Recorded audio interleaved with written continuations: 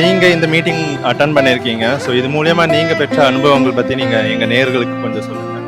நான் வந்து ஃபர்ஸ்ட் வந்து இந்த மீட்டிங்க்கு வரப்போ ஒரு விருப்பமே இல்லாத மாதிரி தான் வந்தேன். அதுக்கப்புறமேட்டு அங்கிள் வந்து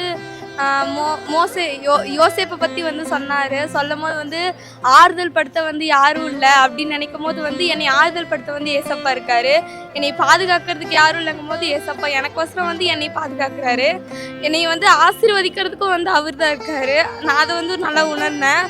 இன்னொன்று என்னென்னா, எனக்கு வந்து இந்த மீட்டிங்கில் வந்து ஃபஸ்ட்டு வரும்போது ஏதோ சும்மா தான் நம்ம போகிறோம். போன வருஷம் நான் வந்தேன். போன வருஷம் ஆனால் என் வாழ்க்கையில் ஒரு பெரிய அற்புதம் தான். ஆனால் இந்த வருஷம் வந்துட்டு என்னென்னா, நான் ஏதோ வரேன்னு தான் வந்தேன். ஆனால் இந்த வருஷம் வந்து ரொம்ப நல்லா இருந்துச்சு. இந்த மீட்டிங்கில் வந்து எனக்கு என்ன புரிஞ்சிச்சு அப்படின்னா, எனக்கு யாரும் இல்லாதப்பெல்லாம் வந்து ஏசப்பா என் கூட தான் இருக்காரு அப்படிங்கிற ஒரு இது ரொம்ப பிரயோஜனமான காரியங்கள். அதாவது ஒரு தரிசனத்தை நான் பெற்றுக்கொண்டேன். நாங்கள் நிறைய சபை வச்சுருக்கோம், ஆனால் தரிசனங்கள் இருக்குது. ஆனால் இவ்வளோ விலையேறப்பட்ட தரிசனங்களை இந்த வாலிபர் முகாமில் வந்ததுனால நாங்கள் பெற்றுக்கொண்டோம்.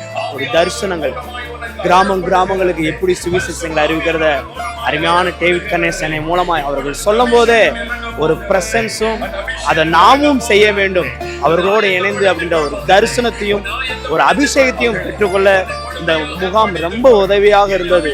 ரொம்ப மகிழ்ச்சியாக இருந்தது.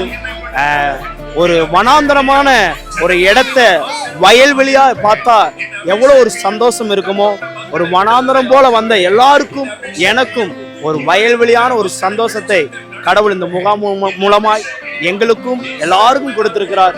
தேவனுக்கு மகிமை உண்டாவதாக.